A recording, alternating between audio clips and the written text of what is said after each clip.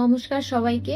আমি ডক্টর শর্মিষ্ঠা সরকার, আপনাদের বন্ধাত্ব বিশেষজ্ঞ, ক্রিয়েটিভ ফার্টিলিটি সেন্টার, শিলিগুড়ি। আপনারা আইভিএফ এর জন্য নাপছেন। আপনাদের মাথায় কি কি থাকা দরকার যাতে আপনারা একবারেই সাকসেস পেয়ে যেতে সক্ষম হন।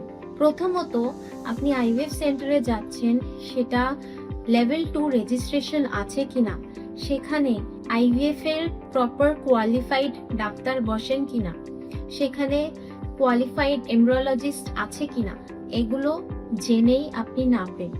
সেকেন্ড, কস্ট ব্যাপারে আপনারা পুরোপুরি ক্লিয়ার হয়ে যাবেন। অনেক সময় প্যাকেজের মধ্যে ইনজেকশনস বা কোনো জায়গায় ব্লাড টেস্ট ইনক্লুডেড থাকে না, বা কিছু ওষুধ ইনক্লুডেড থাকে না।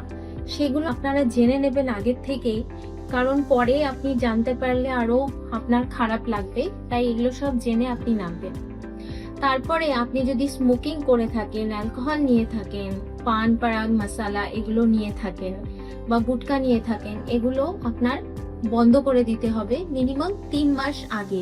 তারপরে আপনার কিছু ব্লাড টেস্ট করা হবে, যেখানে blood sugar, thyroid, CBC, haemoglobin এগুলো সব চেক করা হয়। যে আপনার কিছু যদি প্রবলেম সমস্যা ধরা গিয়ে থাকে, সেগুলো আগে ট্রিটমেন্ট করে নেওয়া হবে, তারপর আপনি আইভিএফ এর দিকে এগোবেন।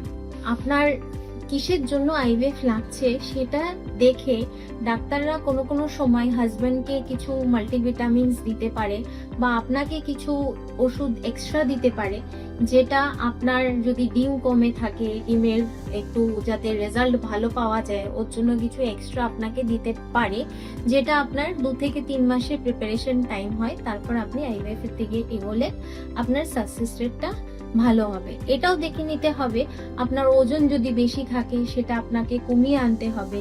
নর্মাল বিএমআই এর মধ্যে চেষ্টা করেন আনার জন্য। যোগা, মেডিটেশন করা বা স্ট্রেস রিলিজিভিং অ্যাক্টিভিটিস লাইক আপনি মিউজিক শুনতে পারেন, টাইমে ঘুমানো, এগুলো ছোট ছোট জিনিস যেগুলো ম্যাটার করে, ওগুলো করলে আপনার প্রেগনেন্সির সাকসেস রেট একটু বেটার হতে পারে। ধন্যবাদ।